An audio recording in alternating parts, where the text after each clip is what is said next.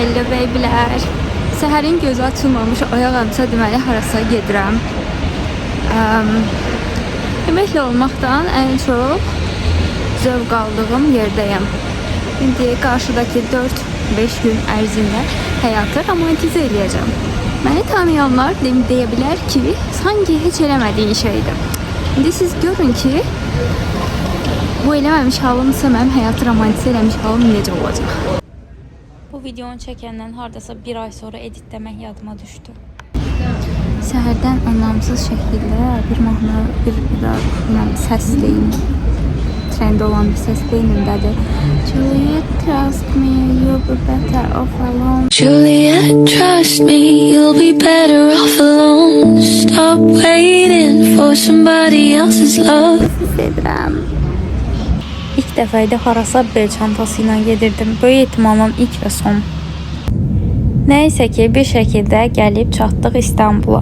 İlk dəfə idi İstanbula gedirdim. Daha əvvəl Türkiyədə, İzmirdə, Antalya'da olmuşdum, amma İstanbula heç getməmişdim. Mən də biraz bezdiyim üçün dedim, niyə də yox. Keçən il martından bəri heç yerə getmirdim, ona görə biraz bezmiş hiss edirdim. Burada da uçuşlara baxıram. Heç bilməzdim ki, birazdan Doha, Qahirə istiqamətində nələr baş verəcək. Mən çatdım, ləmonu görə bilmirəm. Ay, bir ildən sonra dostumu görəcəm. Aşırı ikonik bir an olacaq, görə bilsəm. İstanbula getmək səbəbim biraz da dostumu görmək idi. Belə ki, artıq bir ildən çox idi görmürdüm və çox darıxmışdım. Və daha sonra dostumla gəldik Balata, çünki o burada yaşayır. Mənim də İstanbulda ən çox sevdiyim ikinci yer oldu. Balat İstanbulun ən qədim və gördüyünüz kimi ən rəngarəng məhəllələrindən biridir. Bu məhəllə əsrlər boyu müxtəlif mədəniyyətlərin, dinlərin və xalqların bir arada yaşadığı urban məkanlardan biri kimi tanınıb. Balatın tarixi əsasən Konstantinopolun çöküşündən sonra yeni mərhələyə qədəm qoyur. Osmanlı İmperiyası dövründə bu ərazi xüsusilə Yəhudi icmasının əsas yaşayış məntəqələrindən birinə çevrilir. Daha sonra isə İspaniyadan qoşulan Yəhudilər Osmanlı torpağına sığınaraq məhz Balatda məskunlaşırlar. Bu səbəbdən Balat uzun müddət İstanbulun ən böyük Yəhudi mədəniyyət mərkəzlərindən biri kimi tanınıb və burada da ən məşhur sinagoglardan biri burada yerləşir. Məhz Balatda 15-ci əsrdən fəaliyyət göstərir. Amma Balat təkcə Yəhudilərin yox, həm də Yunan pravoslavlarının və ermənilərinin də yaşadığı kosmopolit bir məkan olub və burada Fənər Yunan Ortodoks kolleci var. Qırmızı kərpicli o məşhur bina. O da İstanbulun ən diqqət çəkən tarixi binalarından biridir. Mənim sizi unutmağımın səbəbi oldu ki, çox soyuqdur. Mən keçən mart ayında söz vermişdim ki, bir də martda ümumiyyətlə hava soyuq olanda mən heç yerə getməyəcəm. Maarifləndirmə hissəmizə bir keçid qoymalıydım, çünki həqiqətən də soyuq idi və mən soyuğu heç sevmirəm. Soyuqda gəzdiyim yerlər də sevmirəm normalda, amma Balat onlardan biri olmadı. Düşünürəm ki, bu keçidi məndən gözləmirdiniz, çünki mən hələ futbollara, amma mən İstanbulda Qalatasaray Alanya spor maçına getdim. Çox qəribə idi. İlk dəfə bir şərhçi şərh eləmədən nəyisə anlamağa çalışırdım. Bu arada futbolu da bu ildən etibarən baxıram Qalatasaray Qarabağa görə. O da xəbərlərdən influens olaraq, yəni yoxsa belə xüsusi bir marağım yoxdur oyunlara. Amma o qədər də pis deyiləm, sanki başa düşürəm.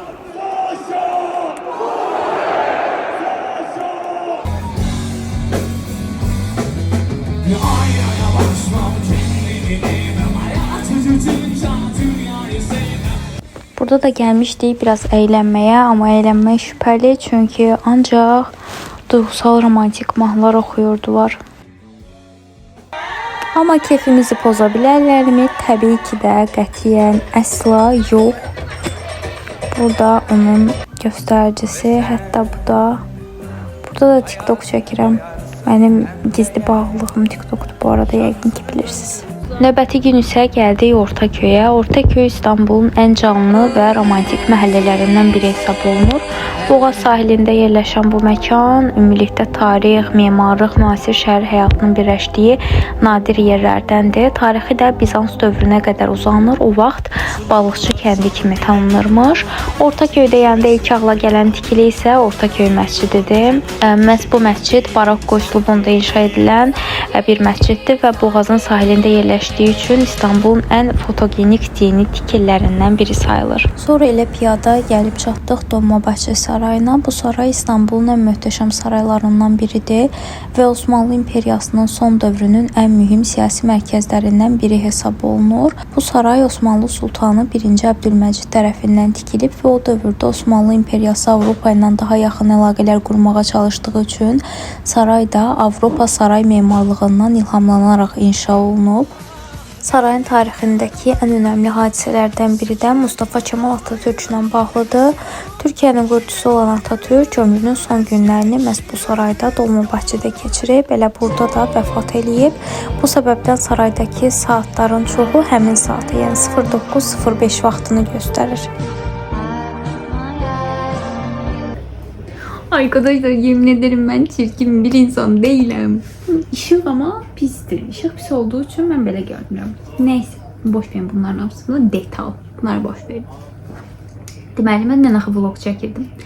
Mən vlog çəkdiyim anda xəbərləri oxumağa başladım. Yəni daha doğrusu həmin saatlardan etibarən məlum məsələ xəbərlər çıxmağa başladı İranla bağlı. Və mən ancaq xəbər oxumuşam dünən bütün gün. Və burada birlikdə qaldığım dostum da jurnalistdir. O işləyir, o freelance işləyir və işlədi bütün gün boyunca. O işləyir, mən ancaq xəbər oxuyuram. Burada yeni görüşdüyüm başqa dostlarımın hamısı da jurnalist olduğu üçün və bir jurnalistika keçmişləri olduğu üçün biz ancaq xəbər oxumuşuq. Amma belə dəli kimi xəbər oxumuşuq da. Telegramlara bax, yəni Telegram səhifələrini izləmişik, vurulan yerlərin görüntüsü falan. Və mən bir şeyin fərqinə vardım ki, normalda yəni bizdə işdə falan uşaqlar deyər. Yəni belə günlərdə işləmək istəmirlər. Çünki belə günlərdə iş həqiqətən çox olur və stressli olur. Mən bunun fərqinə vardım ki, mən belə günlərdə işdən uzaq qaldığım üçün çox məyus oluram. Bu xüsusən də yayda da olmuşdu 12 günlük müharibə, bir də paralelində vacib görüşlər falan, Vaşinqton görüşmə. Onda xəbərin içində olmadığım üçün o qədər məyus hiss edirdim ki özümü.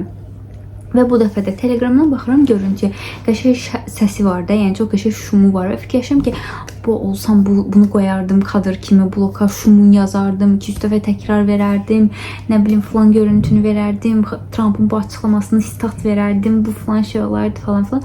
Bunlar fonunda yəni belə bir qərara gəldim ki, mən belə düşünməyə başlayıram ki, artıq mən televiziyadan doymamışam və mən televiziyadan buna görə uzaqlaşmaq istəmirəm. Televiziyadan uzaqlaşmaq istəmədiyim üçün Azərbaycandan uzaqlaşmaq istəmirəm. Və bunların fonunda yəni bir daha belə nə qədər iş,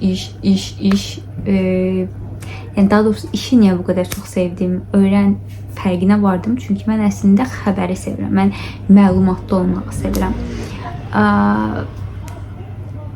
Çox böyük hadisə idi bu arada. Bir həftədən çoxdur bir yazırdıq, hücum olacaqmı, olmayacaqmı. 12 günlük hücum, müharibə kimi bir şey təxmin olunurdu zaten. Amma mən israrla deyirdim ki, martda olacaq. Yəni martın ortalarına doğru. Axios falan da elə yazmışdım. Fevralın 28 oldum. Çok komik bir tarix idi məncə. Bir gün içində Xamneyinin ölməyi. Bu arada Xamneyinin ölməyi ilə bağlı bir neçə versiyam var. Mən onun bəlkə bir 3-4 gündə öldüyünü düşünürdüm zaten. Yəni verilən bütün açıqlamalar bir-birinin ardınca gələn açıqlamalar o istiqamətdə idi. Neysə bunları boş verin. Bu xəbərlə bağlı dediyim sizlərə. Buna görə mən vlog çəkmədim. Halbuki dünən həyatımda ilk dəfə oyuna getmişdim. Mən Qalatasarayın oyununa getmişdim. Aşırı maraqlıydı. Ümumiyyətlə futbola bu ildən baxmağa başlamışam. Başlamışam dedim, bir-iki oyuna baxmışam Qarabağın oyunlarına ancaq. Amma ya maraqlı gəlir. Sadəcə şərhçi şərh eləyəndə maraqlı gəlir. Belə özüm gedib baxanda bu dəfə maraqlı idi çünki şərh eləyən biri var idi. Amma belə ümumilikdə də atmosfer məsələn çox fərqliymiş. Mən fərqinə vardım ki, televizordan oturub baxanda oyunlara deyirəm ki, bu qədər xüsusən azərkeş dəstəyini falan vurğulayanda bu sadəcə söz olsun deyə dediklərini düşünürdüm. Azərkeşlərin həqiqətən böyük, yəni təsiri var imiş. Belə ki, əgər top Qalatasarayın dünən meydanında oynanılırdı, Rams Parkda oynanılırdı və Alanya Spor idi deyəsən yox idi. Deməli, onlar hücuma başlayanda bir böyük belə kütlə, falan deməyə başlayır ki, möhtəşəm bir psixoloji təsir edirlər və o an özümü oyunçunun yerinə qoyuram. Düşünürəm ki, mən dəqiq 100% qarışdırardım da, yəni nə edəcəyimi bilməzdim o an. Düz olanlar daha buna hazırlıqlı olur, amma istənilən halda azərkeş dəstəyi həqiqətən önəmliymiş. Qol vurulan ərəfədə, vurulandan sonra təkcə dəstəkləmək baxımından yox, həm də həqiqətən qarşı tərəfə böyük təzyiq formalaşdıra bilirlərmiş. Bunu dünən öyrəndim məsələn. Belə dur. Belə durma. Belə dura bilərsən. Dur. Durmur. Durdu. Bundan başqa, burada həqiqətən mənim mudum tam olaraq günəşdən asıdır. Mən bir günəş insanıyam. Yəni günəş varsa xoşbəxtəm. Adi 2 dəqiqə günəş çıxanda mən şəkil çəkmək istəyirəm, mən video çəkmək istəyirəm, mən əyləncəli bir şeylər eləmək istəyirəm. Günəş olmadığı anlarda təəssüf ki, özümü məyus hiss eləyirəm və çox üşüyürəm. Üşüyəndə ağlamaq istəyirəm. Yəni buna görə günəş. Və həqiqətən getdiyim yerlərdə haranı ki günəşdə görmüşəm, haranı ki belə getdiyim yerdə hava qəşəng olub, o yerləri daha çox sevirəm. Daha yaxşı xatirəmdə qalır, nəinki digər yerlər. Belə bir ön yargım var. Ortaköy'dəki cami mənim vision boardumda var idi. Mən vision boardumdakı bir şeyi reallaşdırmış oldum. Bu arada vision boardumdan söhbət açılmışkən, bilmirəm siz o vision boardlara hazırladınız, sonra ardı necə oldu. Amma mənim vision boardum məni narahat edir. Gəlin bunda razılaşaq. Mən gələn il vision board falan hazırlamayacağım. Çünki niyə? Baxın, vision boardumu onsuz da kifayət qədər yüklənilmiş bir vision board. Mən bunu qoymuşam işə. İş stres. İş mənim ən çox vaxt keçirdiyim yerdir gün ərzində. İşimdə. Yəni mən gün ərzindəcə o vision boardumu görürəm və kompüterimin düz yanına qoymuşam. Mən kompüterimə baxanda onu da görürəm. Həqiqətən o məndə stres formalaşdırır. Jailə, məsələn, orada kilo qoymuşam, 50 kilo. Mən indi özümü yaxşı hiss eləmirəm də, nəsə yemək istəyirəm. Mən o yeməyi yeyəndə, bir atışdırmalıq yeyəndə çayla mən bir vicdan azabı çəkirəm ki, yəni, bir qoyduğundan utan da Jailə, bir utan. Hara yeyirsən? Ya məsələn, idmana getmirəm bu dönəm. Orada da pilates qoymuşam, nə bilim, əzələ qoymuşam. Jailə, olmur. Tam əks bir şey eləyirsən hazırda buna. Amma amma vision boardumdakı bir şey eləyəndə də tam əksinə xoşbəxt olurum. Məsələn, İspan dilinə məşğul olanda xoşbəxt olurum. Çünki çox hissəsini elə qoymuşam və bu məni xoşbəxt edir. Oradakı qoyduğum yerlərə gedəndə xoşbəxt olacağam ki, bugün eyni şəkli çəkdirdim. Yəni vision boarduma qoyduğum yerdə şəkil çəkdirdim və xoşbəxt oldum. Demək ki, istədiyim bir şeydir və istədiyim bir şeyi reallaşdırdım. Bu xoşbəxt edir. Amma ümumilikdə yox, yəni. Bir də bu vision board həm hazırlamaq çox stresli idi, həm onu hər gün görmək çox streslidir. Və bilirəm ki, ilin axırında hazırda stresli hiss edirəm. İlin axırında məyus hiss eləyəcəm. Uğursuz hiss eləyəcəm. Çünki fərqindəyəm oradakilərin bir il ərzində edilməsinin absurd olduğunu. Gərək %100-ümlə işləyim və %100-ümlə bilmirəm, hər zaman işləyə bilmirəm. Bu da o deməkdir ki, nələrsə olmaya bilər və bu olmaması ehtimalı çox məyus edici olacaq ilin sonunda. Neyse, orada çox fokuslanmırıq. Hələ ki, müsbətinə baxırıq olanlar üzərindən. Bu arada mən həqiqətən sakit insanıymışam. Baxın, ümumiyyətlə gəlin bunu bir aydınlaşdıraq. Xaotik bir ortamda çox səssiz qalıram, çox sakit qalıram. Səssiz bir ortamda da çox xaotik qalıram. Bəlkə də normal olan mənəm. Mən o qədər özümə fokuslanmışam ki, bunu da son dönemdə başa düşdüm. O qədər özümə fokuslanmışam ki, özümdə səhv axtarmağa. Yəni bir şey deyil işte. Falan adam belə davrandı, falan insan bunu elədi, falan bunu düşündü. Mən düşünürəm, mən necə düzəldə bilərəm? Mən bu insanı necə düzəldə bilərəm? Mən bu münasibəti necə düzəldə bilərəm? Mən bu şeyi necə həll edə bilərəm? Davamlı olaraq belə düşünürəm. O qədər çox nəyisə həll etməyə fokuslanmışam. Dolayısıyla özümdə problem axtarmağa, öz yanaşmamda, öz fikrimdə Fərqinə vardım ki, bu əslində özümə qarşı haqsızlıqdır. Və belə bir pürüzmü var, bir nahamar bir vəziyyət mi var, həmən onu həll eləməliyim. Belə bir şey yoxdur. Bu mümkün deyil. Bugün bir də kitab aldım. Bağlanma, attached. Buna baxmışdım, bunu axtarmışdım, tapmamış mıydım, nəsə oxumaq istəyirdim. Bugün təsadüfən qarşıma çıxır, dedim alın. Bir də Cəsur Yanınızı Qucaqlayın deyə bir kitab var. Deməli, uşaqlar, bağlanma, münasibətlər, ümumiyyətlə bunlarla bağlı araşdıranda 2 kitab görmüşdüm. Bu biraz daha qayğılı bağlanmaya məncə daha yaxın bir şeydir. Bu bağlanmamağa sanki biraz belə təşviq edir kimi bir şeydir, amma ümumi bağlanma stillərinizi öyrənməyə kömək eləyir. Mənim istədiyim əsas bu deyildi. Mənim istədiyim ikinci əsas kitab Cəsur Yanınızı Qucaqlayın deyə bir kitabdır. Yazarını da 2 dəfə eşidirəm, yəni o kitabda daha çox belə şeydir. Orada da əslində necə bağlı qala bilərsən, onu danışır. Utancaq vəziyyətlərinizi necə idarə edə bilirsiniz. Hissləri göstərmək üzərinə, daha üzləşmək üzərinə. O məncə mənə daha çox faydalı olacaq. Bunu tapdım, bunu aldım. Dedim, oxuyum. Tətildə zaten kiçik bir kitab oxuyub bitirərəm. Bugün sabah bir də yolda da oxusam bitər. Satana qədər bu kitabı oxuyub bitirməyi düşünürəm. Mən üzləşə bilirəm artıq. Amma necə? Başda bunu bilinçli şəkildə edirəm. Yəni əslində hələ də bir vəziyyətlə, bir insanla üzləşəndə yenə qayğılı hiss edirəm. Tam sonuna qədər istəmirəm, üzləşmək istəmirəm. Bu vəziyyət məni narahat eləyəcək, konformumu bozmaq istəmirəm, belə yaxşıyam falan deyə düşünürəm təbii ki. Amma əvvəl belə düşünüb qaçırdım. İndi belə düşünüb qaçmıram. İndi belə düşünüb qayət fikrimi ifadə eləyirəm. Ən azından bir soruşuram, cavab almaq istəyirəm, ala bilirəm, ala bilmirəm, aldığımdan nəticə çıxarıram, ala bilmədiyimdən də həmçinin. Amma bu məncə mənə daha yaxşı hiss elətdirir. Çünki fərqinə varıram ki, o qədər bəzi şeyləri mükəmməlləşdirmişəm, ideallaşdırmışam ki, bəzi anları ola bilər bu. Yəni əslində cavab ala bilmədiyim, cavab ala bilmədiyim deyil, boş buraxdığım, üzləşmədiyim hər anda özümü çox aşağıya çəkib, digər tərəfi, digər nə bilim insanı ya da hadisəni özümdən daha üstün görmüşəm. Dolayısıyla özümü aşağı çəkmişəm, amma yəni bu tamamilə üzləşmədiyim üçün olub. Çünki üzləşmədiyim, mən ümumiyyətlə özümə çox haqsızlıq edən bir insanam. Yəni haqqımı savunmuram deyil. Özümə çox haqsızlıq edən bir insanam. Amma dolayısıyla belə bir boşluq qalanda da mən əsla özümə bir point yazmıram ora. Həmişə qarşı tərəfə, qarşıdakı hadisələrə.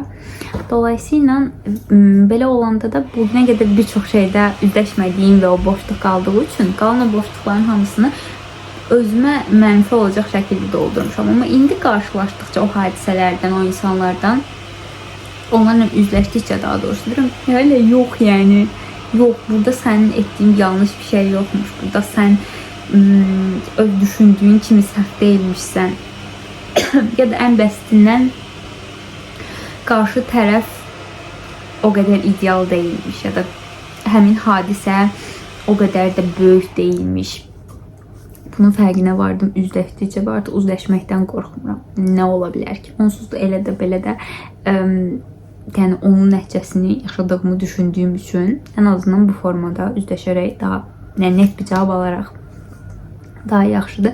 Çünki üzləşdiyim heç bir hadisə məni beynimdə qurub özümə mənfi yazdığım qədər narahat eləyə bilməz. Bu baxımdan belə. Bu da yəni son dönemlerde hayatımda olan yeniliklerden bir video. Onu da sizinle bölüşmeyi istedim. Ben istemiyorum YouTube'uma kimse böyle çok adam girip baksın. YouTube'da o kadar böyle oturup bir şeyler səmimi danışmağı istəyirəm ki, bu məni rahatladır ki, YouTube mənim günlüyümdür artıq. Belə deyə bilərəm. Ona görə də burada paylaşmaq istəmirəm. Instagram mənim belə daha insanların məni o tərəfimdən görməsini, tanımasını istədiyim tərəfim deyil. Instagramda paylaşa bilərəm. YouTube'da yox. Burada background'ımı sizin üçün en sevdiğim favorit insanlarım için paylaşacağım tabii ki de. Yavrum gülüm hadi getir içeyim, ben içeyim, üstüne büyüme, yavrum orayı kapıra.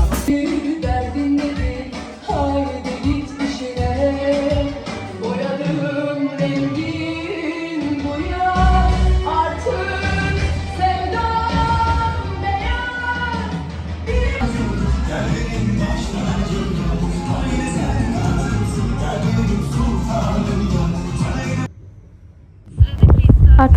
başa düşdük ki, bu bir vlog deyil. Çünki mən vlog çəkməyi unutdum. Amma qısa videolarım fonunda demək istədiyim bir şey var. Mən İstanbulda ən çox Qız Kulesini bəyəndim və məncə mənim ruhuma tam olaraq uyğun olan yer oradır. Sakitdir, estetikdir, huzurludur və məndə bu böyle bir xoşbəxtlik hissi yaratdı. Bir hekayəsinin olması, bir əfsanəsinin olması isə daha çox sevdirdi. Ona görə yəqin ki, mən Türkiyə olsaydım 100% Qız Kulesi olardım. I like the way the fragrance brings out her perfume. Madde olup yürürlük